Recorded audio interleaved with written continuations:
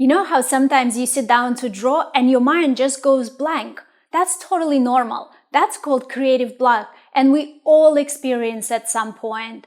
Even me, after 10 years of drawing, sometimes I have it, but not for long, because I have a 4-step process to overcome creative block.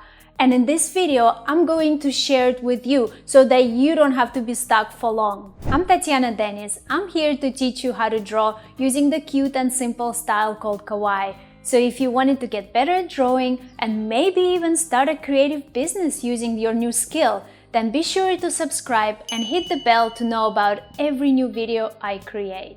Step 1 is to look at a lot of reference images. So what I would do is I would first go on Pinterest and put in my search phrase. Let's say I'm drawing flowers, and I would just start really broad. I would say cute flowers, and I would look at everything that comes up. I'm not saving it. You know, if I see something that I really like, I might pin it to a board, but at this point, I'm not collecting and saving. I'm actually saturating my mind with ideas. I'm giving my mind material to work with so that I can come up with more ideas. Because you know what? Creativity doesn't just come out of nowhere. Creativity is reusing things that already exist. That's a known fact. Many people talk about it. There are even books written about it. So give yourself a little break and allow yourself to first start by absorbing ideas from the external world. It's okay.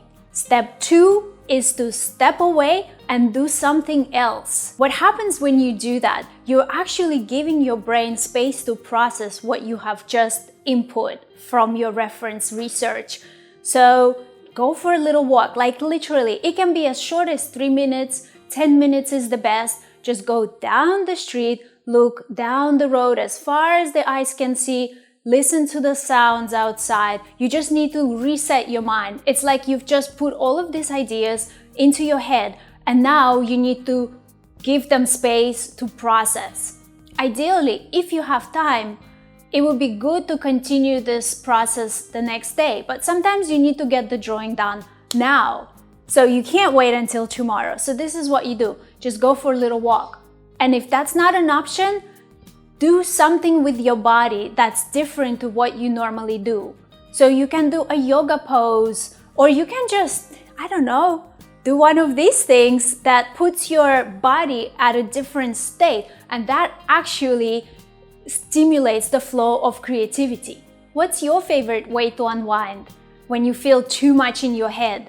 Let us know in the comments. Step 3 is to allow no judgment inspiration. So you've done the work, you've put in all of these ideas into your head, you've done something with your body to allow space for these ideas. And now it's time to reap the reward. Now it's time to listen to what's coming out and actually visualize it and put it into images. But at this point, you still don't want your critical brain to come in and shut down the ideas that could potentially be brilliant. So here's what you do. If you have time, give it another half a day. But if you don't have time, you can just journal or sketch on your page anything that bubbles up in your mind. So no judgment. You're not deciding, is this idea a good idea or bad idea? You're just taking ideas, you're listening, you're tuning in, you're pulling ideas from your brain and from the space, and you're putting them down on paper. That's all you're doing in step 3. So sketch a lot, write down a lot, journal, whichever way that you can record the ideas quickly. It's possible that drawing is still a little bit challenging for you. I remember in the beginning, sketching ideas felt like a really difficult task, so I would write them down. Now I have more experience, sketching is no problem, and you will get there for sure. So whatever your creative process is, use it. The main key here is the no judgment.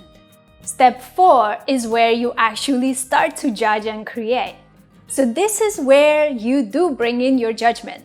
You look at all of the ideas that you've generated, and you're gonna start to eliminate the ones that are not as good, not as essential. But how do I know? Well, good question.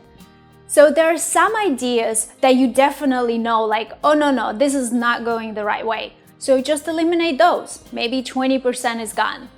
and then you look at it again and you ask yourself, is this idea better than this one? Well, no, I like this one better. Okay, eliminate this one. So you eliminate until you have about 3 ideas left. And there you can develop these 3 ideas further. I like to work with at least 3 ideas because this gives me a chance to tweak things further in the process in case things didn't work out. What if my first idea that I selected, once I put the color and the story around it, doesn't work? So that's why I like to work with 3, ideally 5. But 3 is good, it's really good. So leave 3 ideas that you like the best and take them further. So this is how you overcome that dreaded feeling of blank canvas and I don't know if this is gonna work out, I have no ideas, panic. I know it's uncomfortable, I know it's not a good feeling, and I know you want it to go away. So this is where you have to actually act in face of that feeling and you say, yep, I'm feeling uncomfortable, but I'm actually gonna keep going forward.